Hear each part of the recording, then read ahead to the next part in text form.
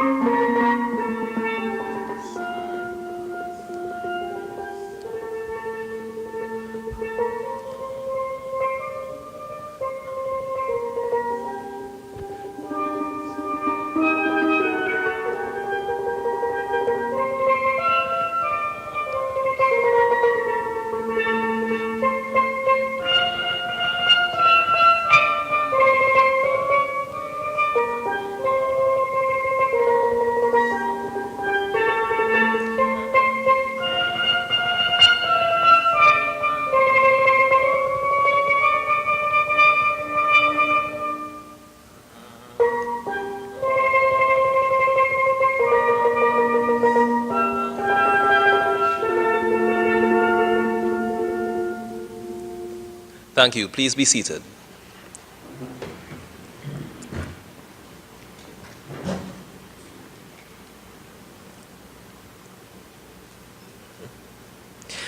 Speaker of the House, the Honorable Bridget Anisette George.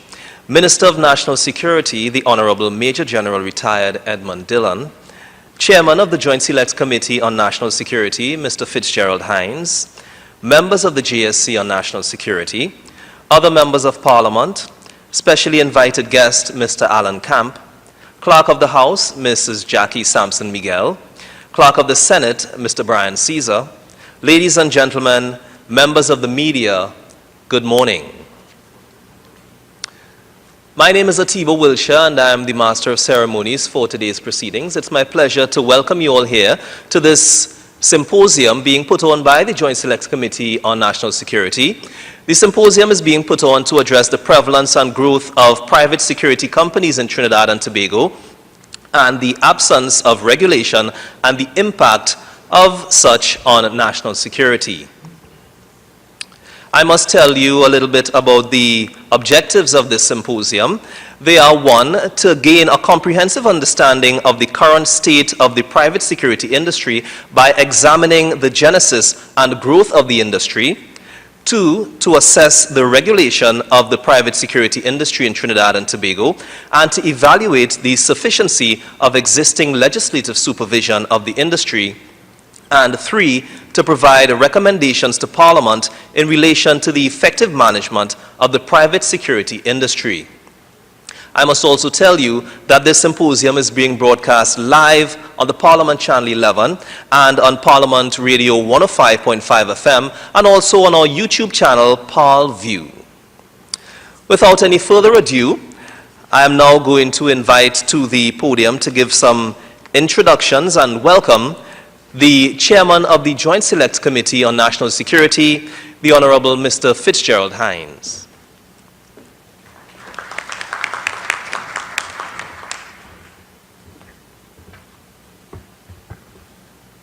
Thank you very warmly for your kind introduction.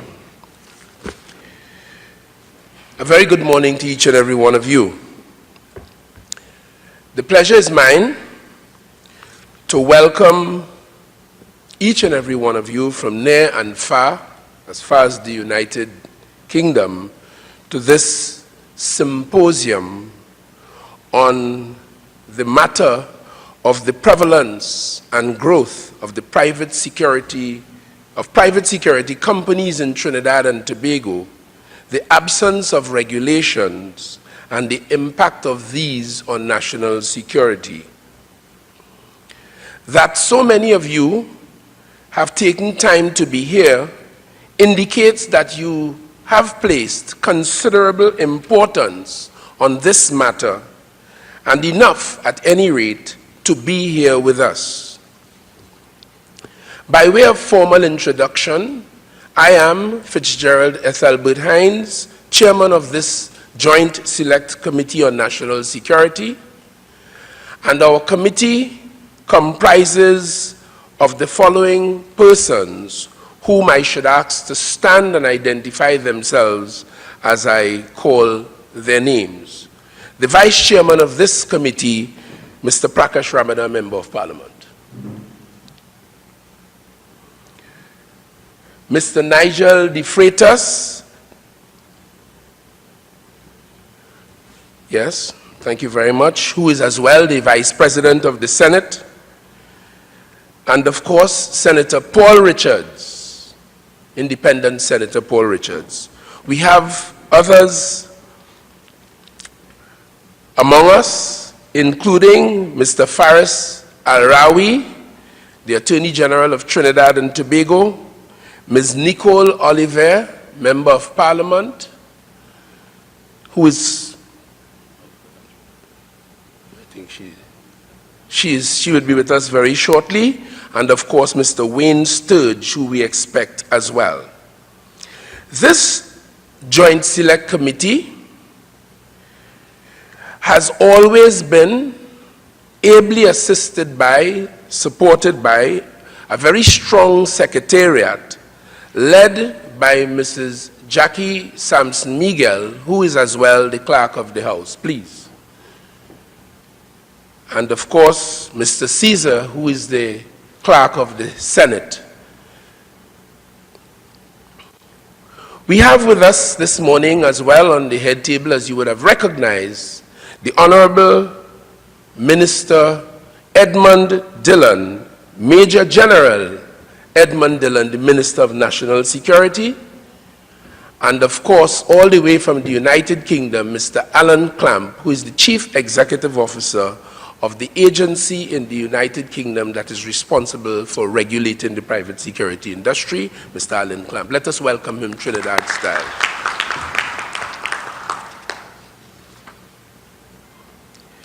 This Joint Select Committee is established by Standing Orders 103 and 93 of the House of Representatives and the Senate, respectively, and is mandated to consider from time to time and report to Parliament, whenever necessary, on all matters related to national security policy in Trinidad and Tobago. In support of our mandate, this symposium was arranged by our committee and here brings together the relevant government departments and agencies, as well as other public and private sector organizations for the discussions on this specific topic, with the hope of achieving the following objectives. Just to repeat them: to gain an understanding of the current state of the private security industry in Trinidad and Tobago, its genesis and its growth, to assess its regulation, and to evaluate the sufficiency or lack thereof of the existing regulatory framework, and of course to provide recommendations to Parliament in relation to the effective management of the private security industry in this country. There is no doubt, you will all agree with me, that our country cries out for work. Not talk, but work. There are many problems afflicting us. This is merely, perhaps, one of them. I have been told, and I verily believe, that if you surmount the intellectual issues around any topic, all else comes easy.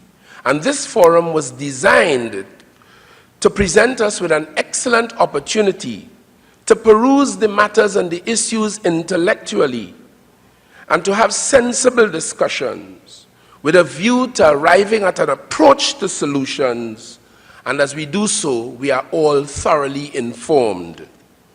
In this regard, we are particularly honored to have in attendance with us today Mr. Alan Clamp. Mr. Clamp, as I told you a moment ago, is the Chief Executive Officer of the Security Industry Authority, which is a public body established under the United Kingdom's Private Security Act of 2001. This authority supports the key priorities of the Home Office, which, as you know, is akin in some ways, and largely so, to our Ministry of National Security. This is the department in the government of the United Kingdom that is responsible for immigration, security, law and order, and to contribute to the reduction and the prevention of crime, and has the responsibility for overall public safety and protection. We anticipate great benefit from Mr. Clamp's contribution to today's discussions. I would like to express my own anticipation that today's discussion will provide us as a committee with the insight that we so terribly need, so that we can arrive at sensible positions when this matter comes before us, as indeed it will, and hopefully very shortly, for parliamentary debate and consideration. When we sit as a committee, we put our heads together to move decisions, issues relating to national security, on the basis of the policy as dispensed by the government of Trinidad and Tobago through the Minister of National Security. Our work as a committee is to push that forward, to get to the administrative levels, see where there are rucks, see where there are kinks, see where there are blockages, and to cause them to be removed, to allow this policy to flow unchallenged to bring benefit to the people of Trinidad and Tobago. We believe that is what the people of Trinidad and Tobago deserve. And therefore, we are more than usually delighted that so many of you would have joined us today to discuss this very important matter. Just welcome another member, our member, Nicole Oliveira. Thank you. So let us then make a genuine commitment now, right now, not to allow this dialogue to end here today, as so many dialogues have ended in our nation's history. Let us make a commitment to ensure that today's deliberations go on to bear bountifully, accepting that there are serious challenges of the work ahead of us, and face them without fear and or apprehension. We must approach this work with a sense of urgency, and I need not support that with any further submissions, because every one of us in this room, living and working and operating here in Trinidad, understands full well the imperative of acting with urgency on these matters.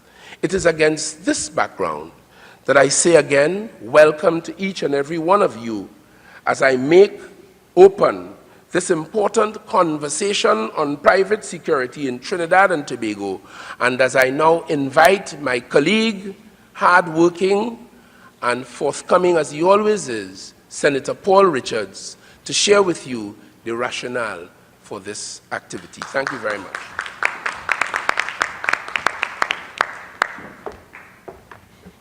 Thank you, Chairman.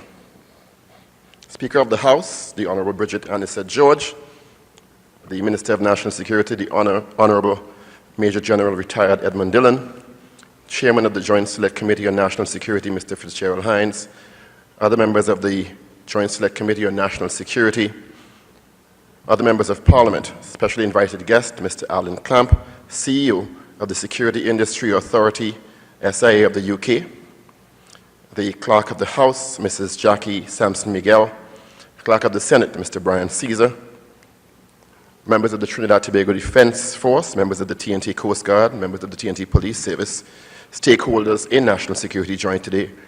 Ladies and gentlemen, members of the media, good morning, and thank you all for joining us this morning. My task is pretty simple, is to give some context for this stakeholder gathering, as it were, and we are very enthused and encouraged by the fact that it originally started, was intended to be a meeting at the Parliament building, but because of your enthusiastic response, had to be moved to the one of the rooms here at the Hyatt Regency. So we're very happy with the overwhelming response to that.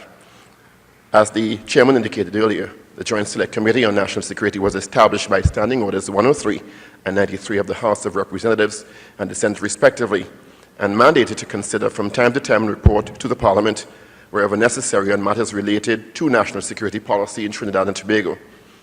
The committee is authorized to examine security and safety for the protection of citizens and guests, the working relationships between the various agencies involved in intelligence gathering and how they collect, coordinate, analyze, disseminate information, and how these functions may be enhanced, the mechanisms to review the performance and activities at the various agencies involved in national security, and the critical infrastructure supporting these activities. Some of the matters presently engaging the JSC on national security include the implementation of the Administration of Justice Electronic Monitoring Act, DNA sampling, and the operationalization of the Administration of Justice DNA Act, Chapter 534, the prison break with a focus on prison upgrades, prison access with a focus on the implementation of the new prison rules, staffing deficiencies at the Office of the Director of Public Prosecutions, the effectiveness of the Strategic Services Agency as an agent involved in national security, remand facilities and immigration detention centers, access to bail, persistent challenges faced by the Trinidad and Tobago Police Service, manpower arrangements of the key national security agencies, national security policy of Trinidad and Tobago, anti-crime legislation that has not yet been implemented, an inquiry into the management of the processes regarding procurement, registration, retrieval, and storage of firearms, as well as forensic ballistics practices in Trinidad and Tobago, the prevalence of firearms and illegal firearms at that on the streets of Trinidad and Tobago, and private security companies and the regulation of the industry in Trinidad and Tobago. As you may know, private security companies provide, traditionally associated with the security state sector, police, intelligence, and military. These services more closely resemble domestic policing functions and include a wide range of services such as guarding or patrolling, cash transfers, in some instances investigative services, alarm installations, monitoring, and security consulting, just to name a few. According to the United Nations Regional Center for Peace, Disarmament, and Development in Latin America and the Caribbean, quote, the privatization of security is a growing phenomenon and definitely deserves further attention, due both to high rates of criminality, mostly at the urban level, and a growing feeling of insecurity perceived across Latin America and Caribbean countries. A number of companies providing security services has grown considerably in the region. On the international stage, initiatives have and continue to advocate for stricter controls of these companies and their operations. The private security industry in Trinidad and Tobago has experienced significant growth from the 1970s when only 3 firms dominated the sector. However, the industry remains essentially unregulated, or there is limited regulation, which seems particularly striking, given that Trinidad and Tobago is one of the most economically developed countries in the Anglophone Caribbean and has the regulatory capacity to introduce legislation, arguably to an even greater extent than many of its neighbors. This is according to a study done by Bishop 2013. It's against this backdrop that we have the rationale for inquiries today. The management processes regarding the procurement, registration, retrieval, and storage of firearms, as well as forensic ballistics. The existing legislation, as you would have heard, in terms of private security industry in Trinidad and Tobago, is governed by the Supplemental Police Act, Chapter 1502. And as we're here to engage stakeholders in this discussion, among the objectives already outlined to gain a comprehensive understanding of the current state of the industry, examining the genesis and the growth of the industry, the exponential growth of that, to assess the regulation of the industry, and to provide recommendations, also to get a sense of best practice and what that means for Trinidad and Tobago. It is with that that we're really happy that you are here with us today, because you are critical stakeholders in this industry in terms of providing safety and security in Trinidad and Tobago. The sharing of ideas and the meeting of minds can only benefit all stakeholders and by extension provide better security and safety for the people of Trinidad and Tobago and our treasured guests. With that, I say, I welcome you. I thank you for your presence and participation and look forward to a fervent discussion. Thank you all.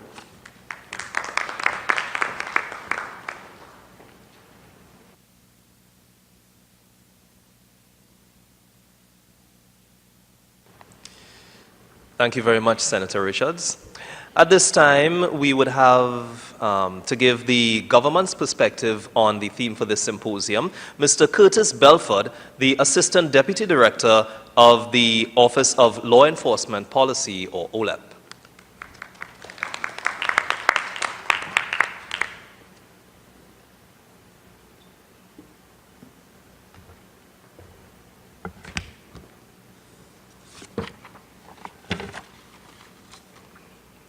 Members of the head table, members of the Joint Select Committee, distinguished ladies and gentlemen, good morning. Good morning. Thank you. Just wait for the presentation to come up.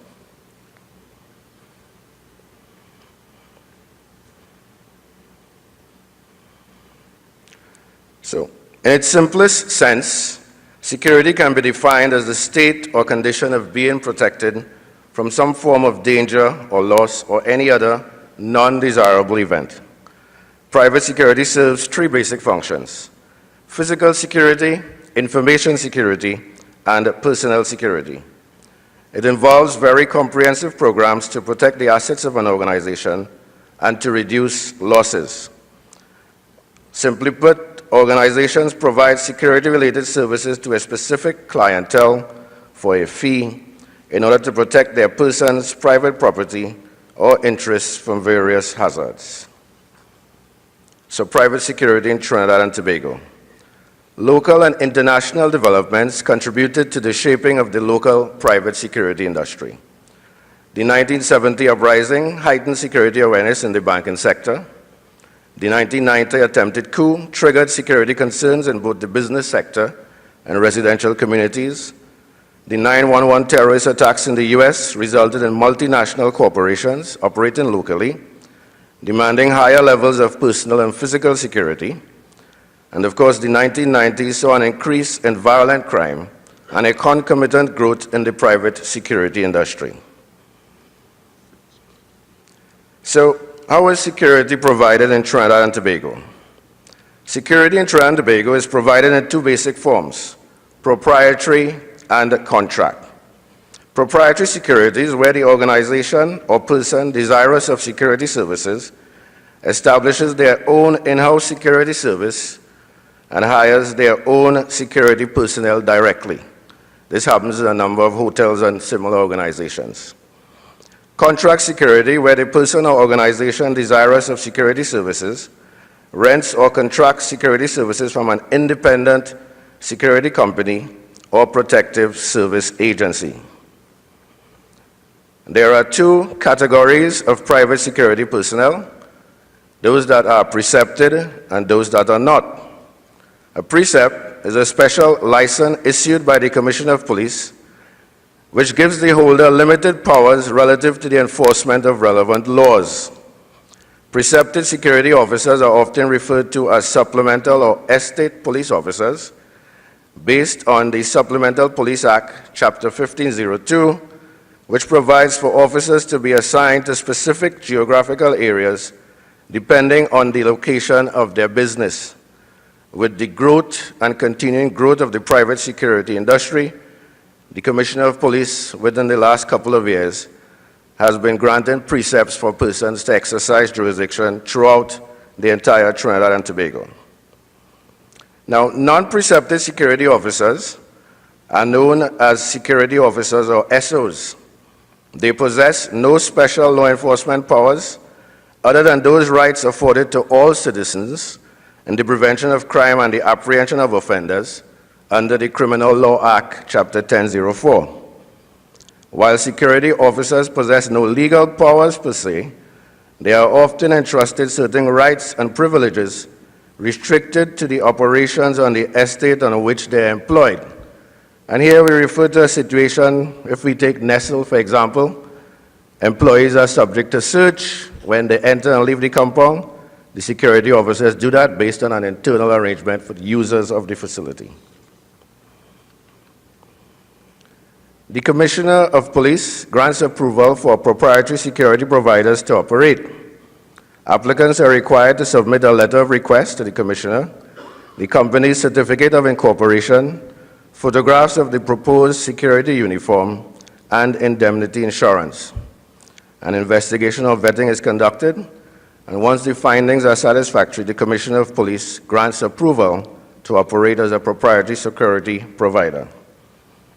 In terms of the Protective Service Agency, the Ministry of National Security grants approval in this case. Applicants are required to complete a detailed application form, produce various statutory documents, and here we're talking about things from the Board of Inland Revenue, VAT certificate, national insurance, and so on. They must also produce police certificates of character for company directors. The police service then conducts an investigation or vetting on behalf of the Ministry of National Security. The Commissioner of Police appoints or precepts individuals as supplemental police officers in accordance with Section 8 of the Supplemental Police Act. According to that act, applicants must be over 18 years, able-bodied, and of good character, and that is all that the current law requires. However, the Act also gives the Commissioner of Police superintendence or control over all supplemental police officers. And in keeping with what now applies in Trinidad and Tobago, the Commissioner has added other requirements to ensure that we get the best. These requirements include a police certificate of character, medical, psychological, and drug evaluations, evidence of Trinidad and Tobago citizenship, and evidence of having passed the Supplemental Police exam. And this exam is issued by the Police Academy, administered by the Police Academy. Proposed reform requirements.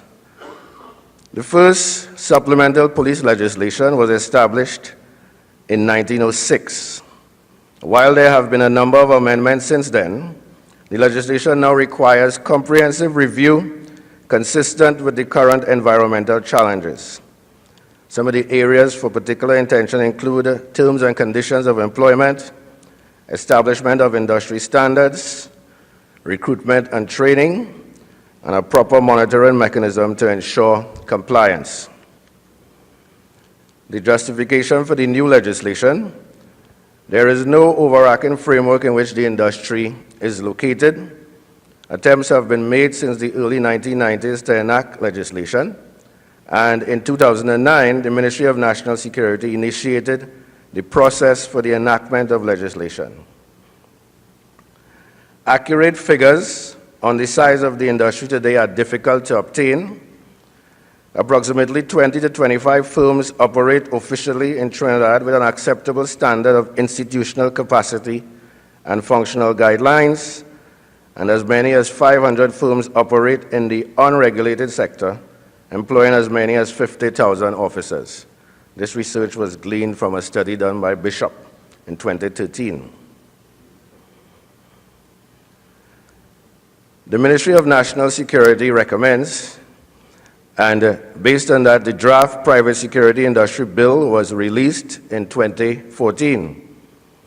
This bill included the powers and duties of security guards, watchmen, bodyguards, crowd controllers, bouncers, and private investigators, the establishment of a private security services authority to regulate the industry, including issuing, revoking, suspending, canceling, and varying licenses, the establishment of training and operational standards to facilitate certification, the monitoring and inspecting of the operations of licensees to ensure compliance, the conducting of character investigations and background checks for applicants. And these are some of the recommendations made in the draft Private Security Bill. Some of the current challenges that we have identified: clients continually cutting costs, seeing security as something added on rather than embedded in their business. Wages, overtime payments, and other terms and conditions of employment. Conflict between the Estate Police Association and some major private security companies over employment conditions and wages. The limited pool of available males to recruit. We are seeing large numbers of females being hired. And of course, recruitment by some companies of undocumented migrants who are subjected to exploitation. We look at the relationship between the private security industry and the state security apparatus. The relationship between the private security companies and the police service is somewhat uncertain. At senior levels, collaboration is increasing as the potential for mutually supportive roles is realized. Conflict exists, however, at lower levels, as some officers are often antagonistic to security personnel and tend not to respect their role and function. Notwithstanding that, there have been a number of efforts over the years to professionalize the industry and strengthen relationships with the police service. These started with the establishment of the Estate Police Association in 1950, the establishment of the Association of Security Companies of Trinidad and Tobago in 1991, the establishment of the Security Owners, Managers, Associates of Trinidad and Tobago in 1999, and the establishment of the Private Security Network Commission in 2010. The Private Security Network Commission was established by the Ministry of National Security and was intended to utilize the resources of the private security industry in collaboration with the state's law enforcement apparatus to address crime and violence in Trinidad and Tobago. The Office of Law Enforcement Policy is responsible for the operations of the PSNC on behalf of the Ministry of National Security. And since its establishment, some of the results have been the sharing of information and intelligence between the private security industry and the police service, training and development for private security officers, development of operating standards, and assistance with accreditation. The current state of the industry today, lack of regulation, we spoke about that previously, since only firms that employ precepted officers are obliged to register with the Ministry of National Security. We have, as of this date, 200 private security companies approved to operate as protective service agencies. However, over 50% of them are currently inactive. We have several fly-by-night security companies with no national security approval to operate, and over 8,000 supplemental police officers to approximately 24,000 non-precepted officers. The 24,000 is a guesstimate at best, since, as we said before, these companies are not required to register. In conclusion, the demand for private security services has grown by leaps and bounds over the last 10 years. This, of course, is occasioned by increase in business activity, the concerns for violent crime, and emerging criminal threats. The private security industry is responding to the need, providing more and more specialized services. The private security industry provides critical support to the state policing apparatus to address the plethora of issues that confront contemporary society. Legislative reform is a critical first step in addressing the issues currently plaguing the private security industry. I thank you.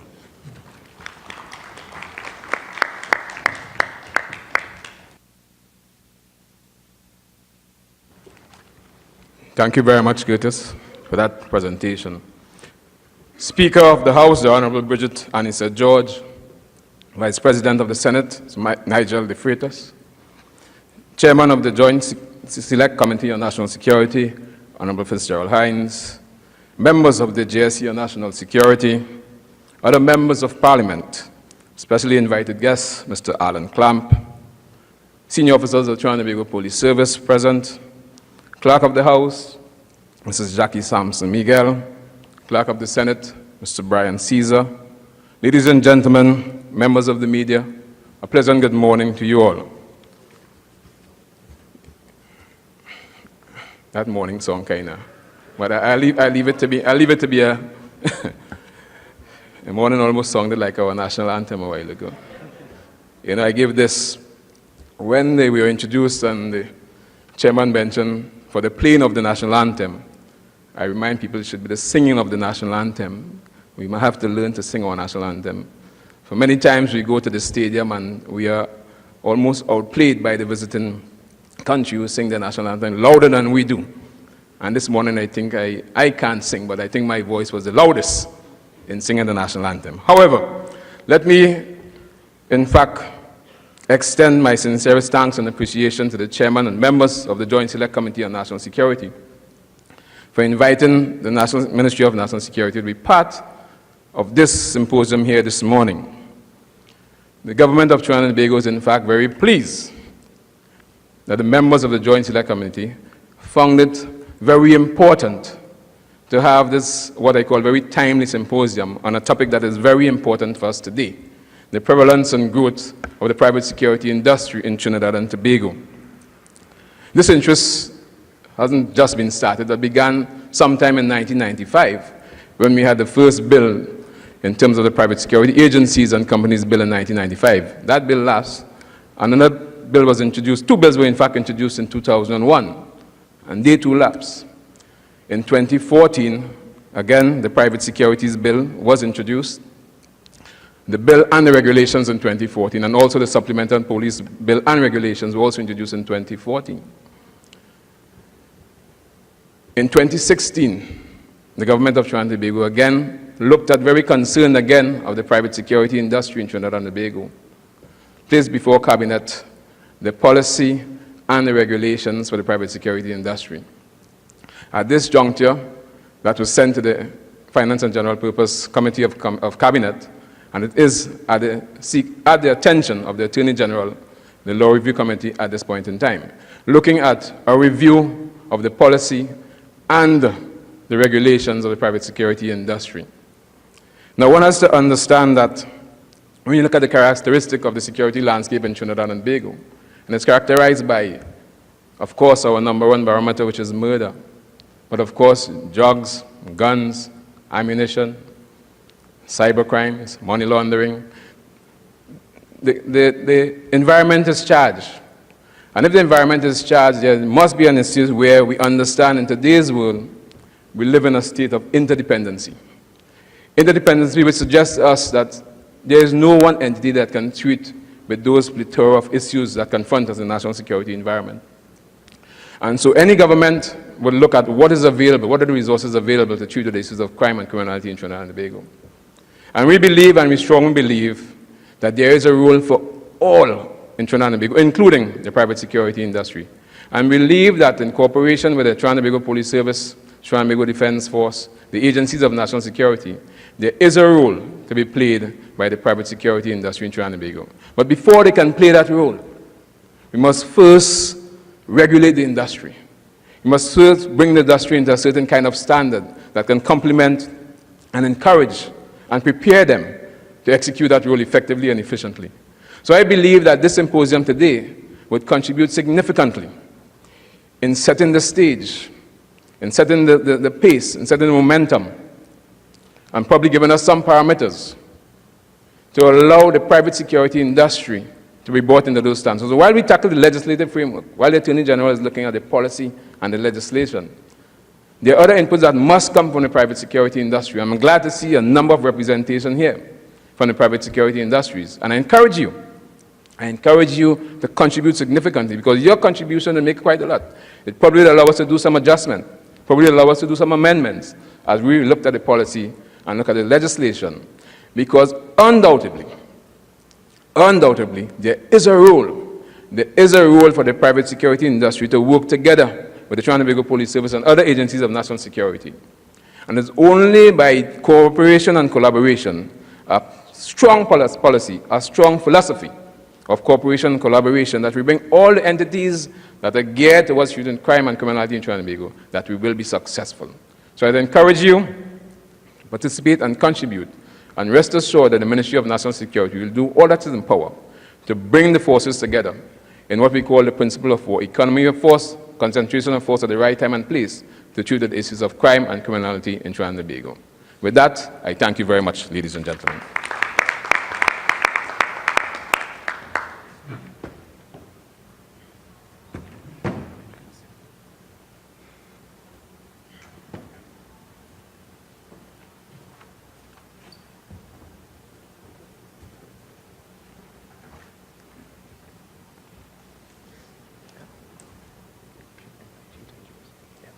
At this time, I would like to re-invite the chairman of the Joint Select Committee on National Security to the podium. And Mr. Hines is going to do the formal introduction for our feature speaker. Thank you very warmly again, Atiba. Before I do that, let me thank Senator Richards for his very thorough representation of the rationale for this work. And let me particularly thank the Minister of National Security for the presentation that came by way of the very fact-laden presentation that came via OLEP and his own presentation on this matter. I would like to thank you both very, very warmly for that. In March of this year, the government of Trinidad and Tobago suggested that I, through the Parliament, on the recommendation of the Honorable Speaker, that I attend a symposium for chairpersons of Joint Select Committees on National Security for the Commonwealth. 37 countries were represented, and I was privileged to be among them. It was during that conference that I observed a presentation being made on the part of the Security Industry Authority of the United Kingdom by Mr. Alan Clamp. When I left Trinidad with a number of objectives, one of which was to network, use the opportunity to do the necessary networking and to bring as much of that expertise to us as might be deemed necessary.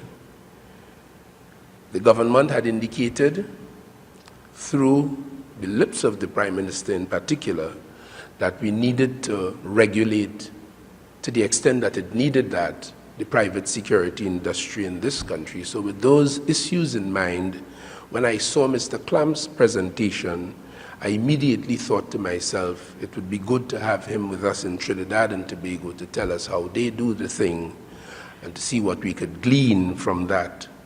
I extended an invitation to Mr. Clamp. Mr. Clamp joined the Security Industry Authority, as I told you earlier, in June of 2015, with a background on regulatory activity in the health sector and other sectors in the United Kingdom, where, as you would know, anecdotally even, regulation, third-party oversight is so critical to ensuring that the institutions work as effectively as they should. The SIA is a public body, the Security Industry Authority, established under the Private Security Act in 2001 and supports key priorities of the Home Office. Mr. Clamp previously held the post of Chief Executive Officer of the Human Tissue Authority. And I don't know much about that, but I do know at a glance that when you're talking about tissue transplants and that kind of thing, in this world that requires serious regulation to prevent exploitation and all the other ills that could flow from what ordinarily would have been good and noble ideas. And that is some of the background that Mr. Clamp brings to this. He has also worked with other national regulatory organizations, including Ofsted, the Office of Standards in Education, Children's Services and Skills, where he led research and analysis, where he led the Research and Analysis Division and the Qualifications and Curriculum Development Agency as Program Director. Mr. Clamp holds a degree in Natural Sciences and an MBA and a PhD in Biochemistry out of the Cambridge University, what many of us consider to be the premier institution, or one of them at any rate, known to us in this part of the world. So it is with more than usual pleasure that I welcome to Trinidad and Tobago, welcome to this platform here at the Hyatt in Port of Spain, a professional, an experienced professional who can share with us the best practices as they obtain in the United Kingdom. Let us warmly welcome Mr. Alan Clamp.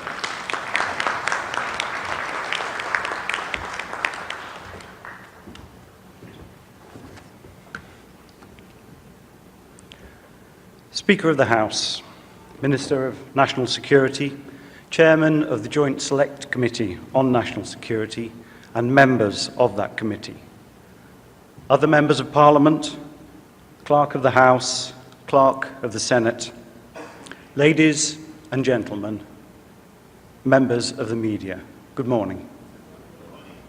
Thank you. Thank you for the opportunity to present to you and to meet with you today. And thank you for your kind hospitality during my stay. This is my first visit to Trinidad and Tobago, and I have to admit that my previous knowledge of these islands was limited to the events at the Queen's Park Oval, and of course the sublime skills of Mr. Brian Lara. But now, through a series of meetings and briefings, I do know a little more. And I'm here today to speak on the subject of private security, the pros and cons of regulation, and the potential impact on public protection. I'm not here to say whether or not you should regulate the private security industry, or, if you decide to do so, how you should do it, Although, as we've heard this morning, there have been already a number of moves and there are a number of things already in place. Rather, I'm here to let you know what we have done in the UK and to a certain extent across the European Union, and to answer questions in the hope that it provides a useful insight. I'm now in my third year as the Chief Executive at the SIA. It is a public body, as you've heard, that is part of the Home Office in the UK, and our primary purpose is to raise standards in the private security industry to protect the public. The main reason I do this job can be summed up by a line from the mandate of your own Joint Select Committee on National Security: the security, safety, and protection of citizens. For me, nothing is more important.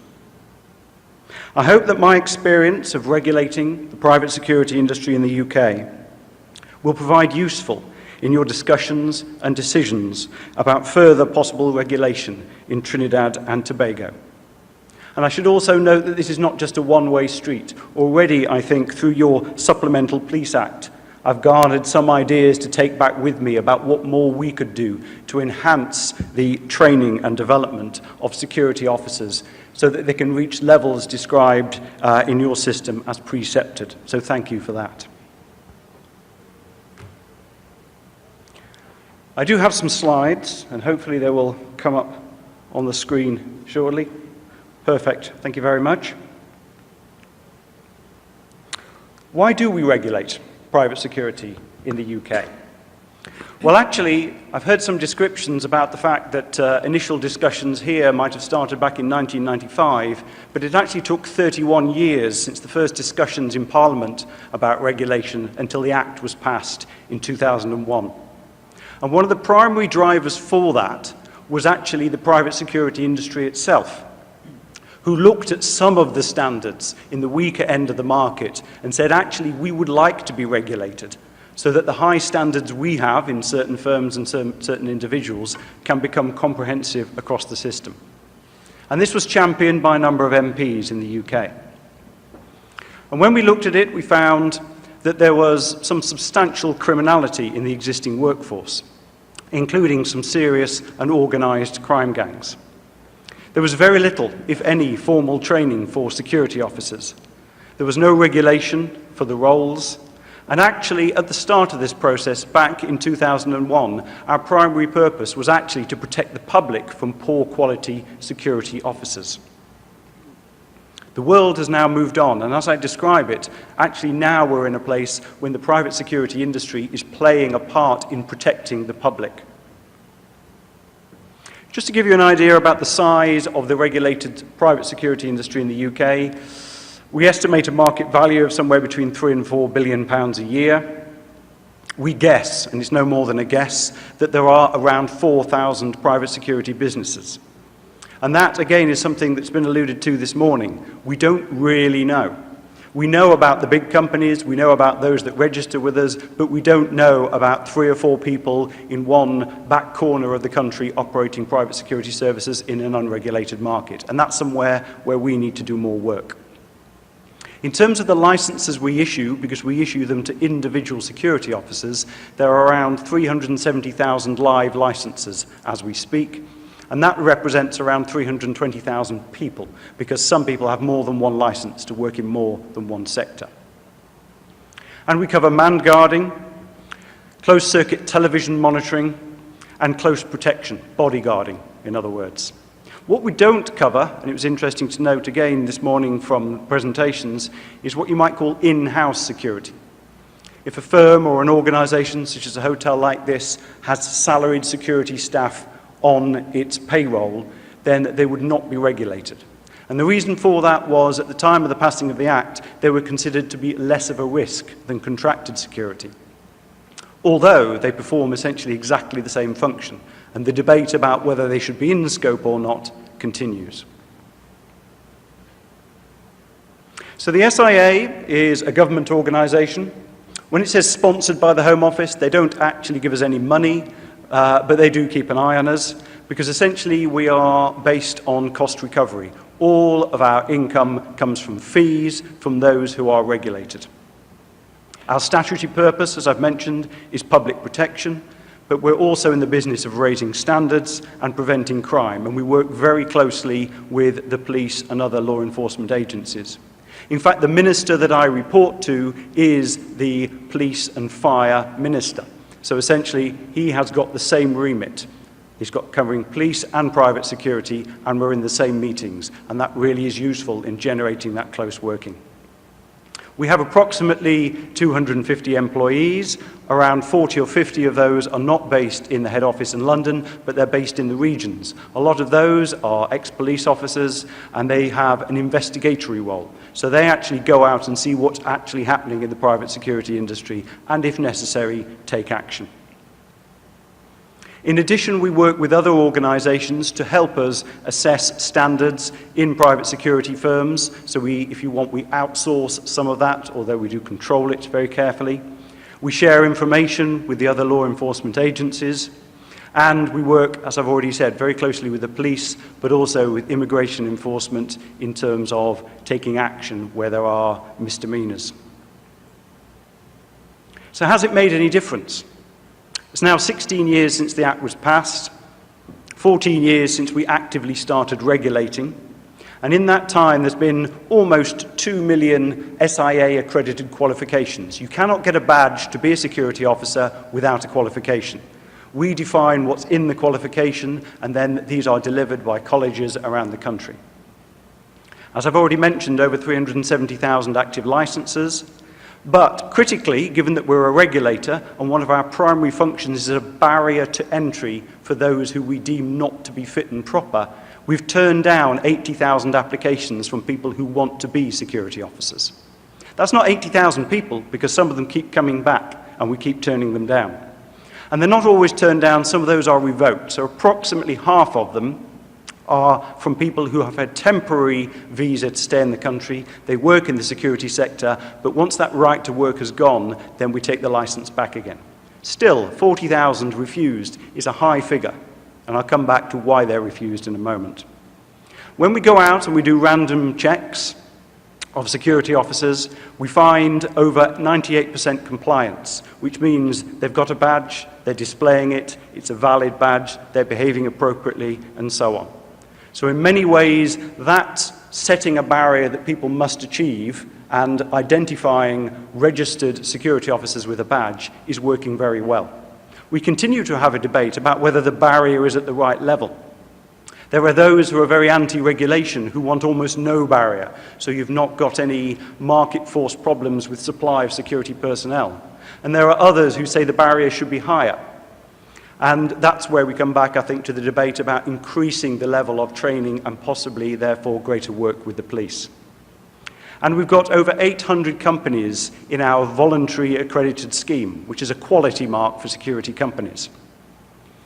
Now, the eagle-eyed amongst you might say 800 out of 4,000, that's not particularly big, but actually the big firms are in there, and that accounts for probably 75 to 80% of the market. But we would like more in there. But they've got to meet the quality standard. There is no way we would actually decrease the level of that standard. So our primary function is actually, in statute, the licensing of individual security guards. And we do that in 6 sectors. Close protection, the bodyguards, for which there is intense and detailed training over a long duration. Door supervision, otherwise known as bouncers. Security guarding.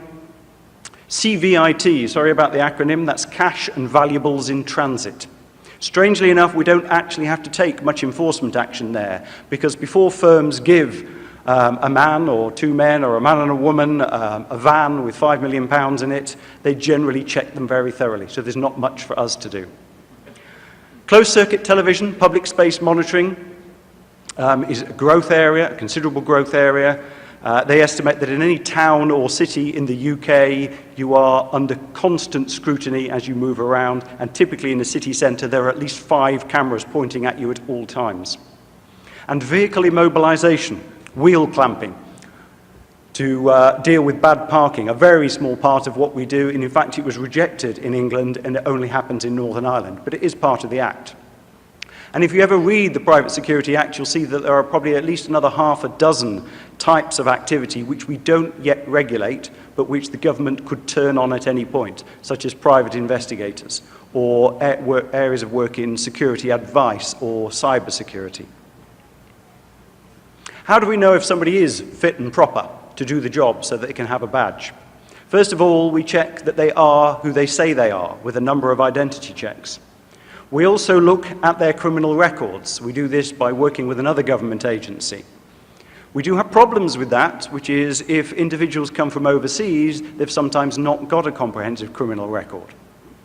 The other problem we have, the other challenge is, what happens if they commit a criminal act after they've been given a badge, given that the badge lasts for 3 years before you have to renew it? And there we rely on the police.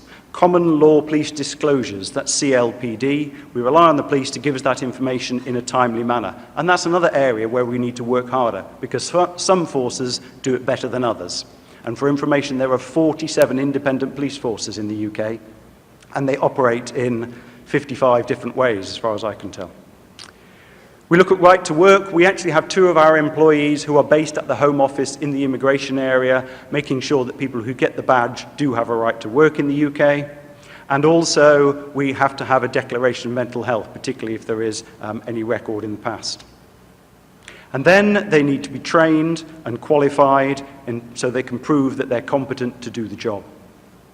If all of those things are in place, and if they pay a fee, which is currently £220 for a 3-year license, which equates to about, I think, about £1.40 a week, then they can be badged and they can operate as security officers. The other thing that we use in the UK, although this is voluntary, so it's not strictly regulation, is an improved contractor scheme. In this, we assess the competence of the business to deliver security. And we encourage all businesses to join and to meet the high standards that are required. And as I've already mentioned, many of them do. So it's a quality mark, it's a badge, you get a logo that says you are a good quality security firm. This also includes a fit and proper check, not just of the people who work there, but of the firm itself. And there are currently around about 80 or 90 quality indicators that these firms have to pass in order to get that approved status.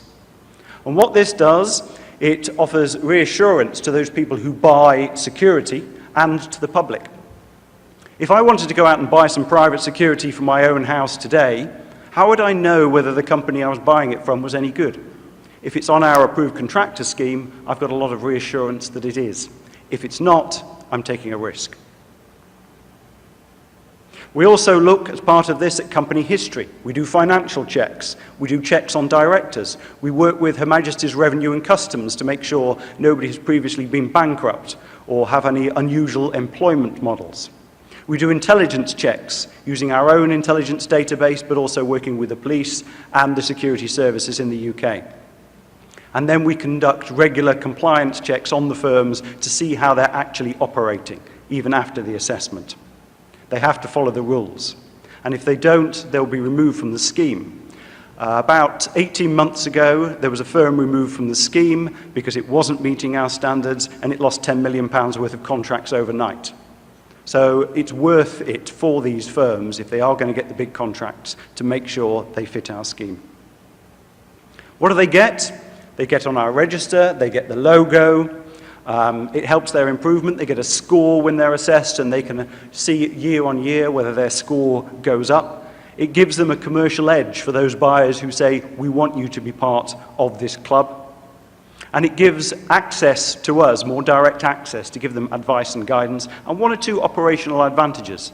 Sometimes in this sphere, particularly when we have events, big pop concerts and things like that, there's a big draw on security operators, and it's difficult to get them all. But if you're an ACS company, we can say, actually, 10% of your workforce can be unlicensed, as long as they've applied, as long as they're in the system, because we trust you as a company because you're part of this scheme. And that can just help sometimes smooth out the supply and demand of operatives. And if you're buying security, it gives you confidence that you're buying the right thing, and you know you're going to get a good quality service. So what we're trying to do is get all buyers to demand it, encourage all firms to join it. Then even though it's not regulation per se, and even though it is voluntary, once everybody's inside it, then actually it will be very difficult to buy non-accredited security. So there are over 800 businesses in the scheme, around 2/3 of the workforce, about 80% of the market share, and there are some parts of the country and some contracts which will insist on it.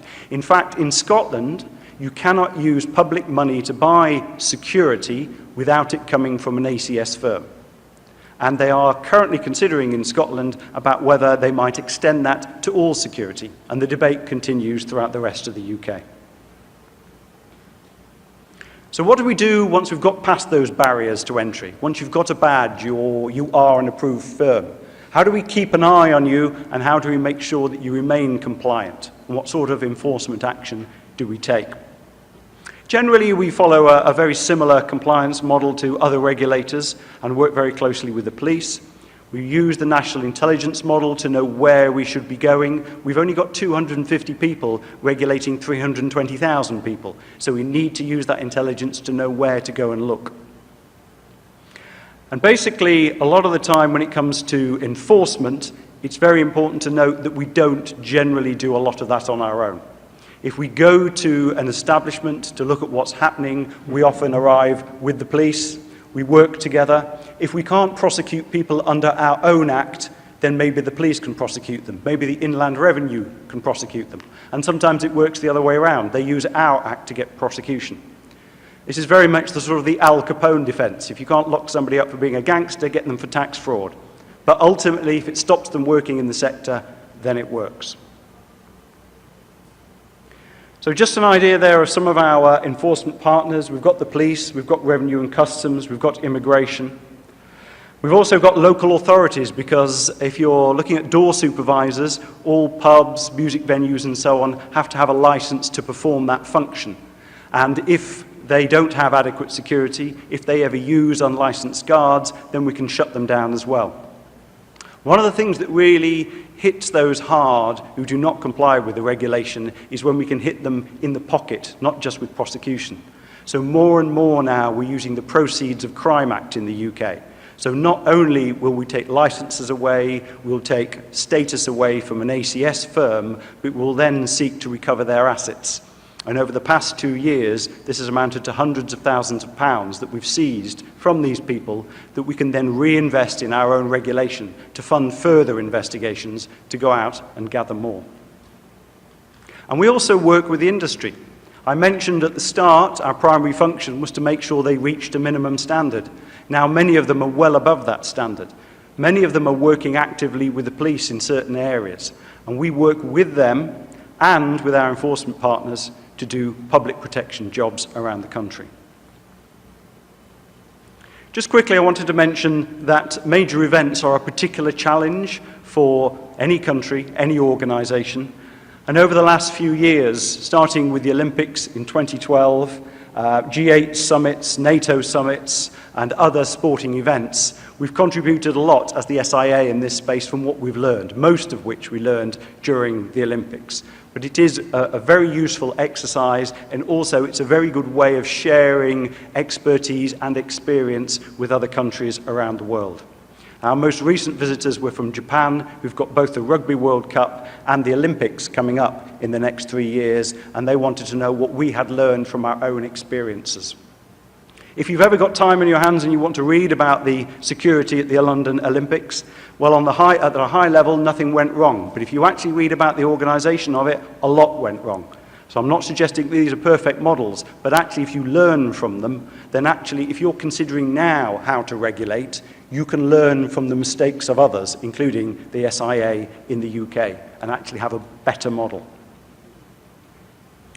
Finally, I just wanted to consider the international perspectives. About 18 months ago, a couple of my colleagues at the SIA undertook a study to look across Europe at different regulatory models. What do they regulate and how do they do it? And of the 27 EU countries at that time, they found that all of them regulate private security. Possibly the Czech Republic, who don't really do criminality checks, who don't really require training, you could argue we've got a very, very basic regulatory scheme, not much more than registration. But for everyone else, regulation of private security was there. The second thing they found was that 26 out of the 27 countries across the UK regulate private security businesses. The UK is the only one that doesn't. And they found that 23 of the 27 countries also license individuals. So the vast majority have got a combination of individual and business licensing. Although in some of those cases, it's the business which is the primary form of licensing, and then it is the responsibility of the business to at least register and badge their operatives to work in that area. So it's important when you're considering, if this is a direction you want to go in, how possibly to regulate or to enhance the regulation of private security, to know that there is no one-size-fits-all, and it has to be a local solution which fits your needs. There is no one set standard.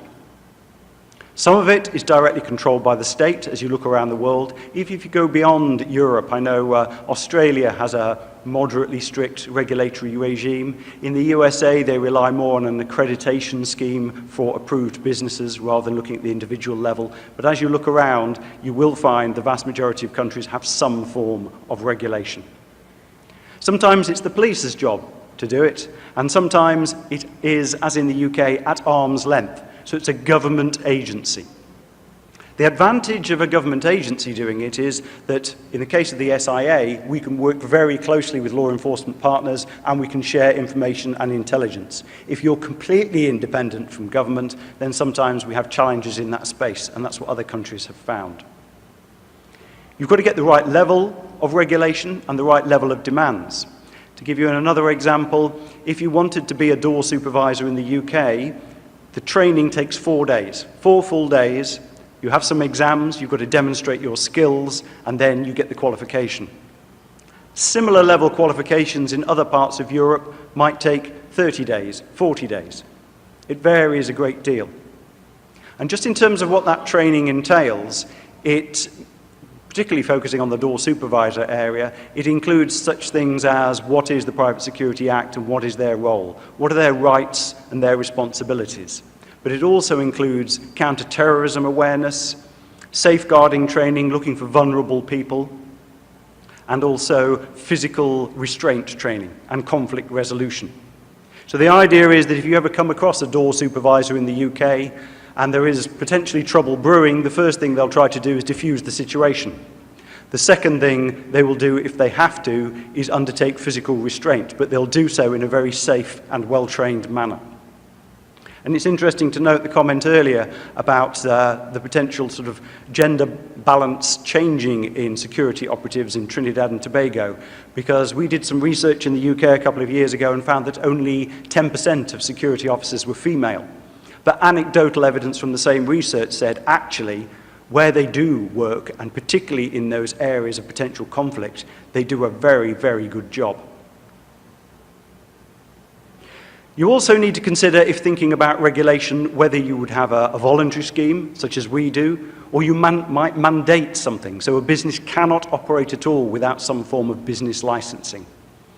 As a pure regulator, and this is not government policy, nor is it SIA policy, I think actually our impact would be much greater if we could mandate that voluntary scheme, so you just can't operate outside it even if you wanted to.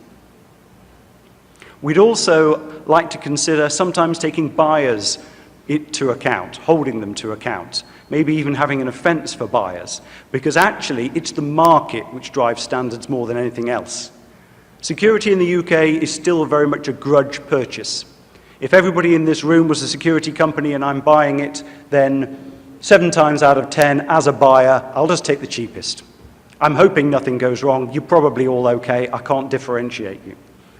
But if actually I was being held more to account for the quality of what you provide, possible insurance implications, such as unlicensed taxis and so on, then I would make my decision much more seriously. I would definitely be looking for an approved contractor scheme status. And finally, there are some countries around the world who make much greater use of trade or professional associations to regulate or quasi-regulate in some way in terms of setting and approving standards. In other words, there may not be a business approval scheme, but you have to be a member of Organisation X in order for buyers to buy security from you. It's just another potential safeguard. Hyperlinks don't come out very well on slides, but they are there, and I'm sure there'll be a way of getting them to you. I did want to specifically mention Scotland, because I think actually the work of the SIA, its partnership work and its impact, has been greater in Scotland than it has anywhere else in the UK. And there may be some good reasons for this. There's a single police force. It makes it much easier to interact with them and share information.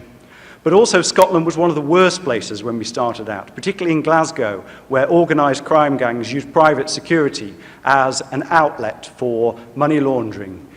They used it as an opportunity to get into places they couldn't otherwise get into, and it was a big problem in Scotland. It was a strong focus, and it is now largely been resolved. And if you look at Scotland's serious organised crime strategy, as a small country with a number of challenges of its own, I think there are a lot of lessons there for us all to learn.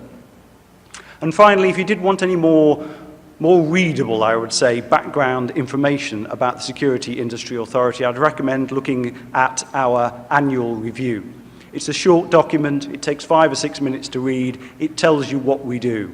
Our website is another area we're looking to improve, but if you can find the SIA review under publications, I think it's useful background reading. So that brings me to the end of my presentation. As I've said, it's very much about telling you what we've done, how we do it. It's not perfect. I wouldn't have a job, I suppose, if it was perfect. There's still lots to do on my to-do list, lots of improvements that we want to make going forward, but it has had a big impact in the UK. There is very little debate about the fact that the private security industry now is of a much higher standard than it was in 2001, and hopefully, in its way, it plays a bigger part in public protection than it did then. In the recent terrorist attacks on London Bridge and Borough Market, the first responders on the scene for the first 2 or 3 minutes, and this is in central London, it would be longer outside of London, were the private security professionals. They were doing first aid, they were protecting people, they were locking people in buildings if that was the safest thing to do. The vast majority of them had been trained in counter-terrorism awareness. They were badged, they knew what to do, and it made a big difference. I've no doubt that it saved lives. I don't know how many, and I can't say that that would happen consistently, but I think it is important to look at the private security industry as one part of the jigsaw. Regulating the industry without looking at other areas of law enforcement won't make that much difference. But as part of an improvement process across the board, it can add a lot of value. And it takes me back to that point that why I'm here, why you're there very probably, and certainly in terms of the work of the Joint Select Committee, is about protecting citizens. Thank you very much.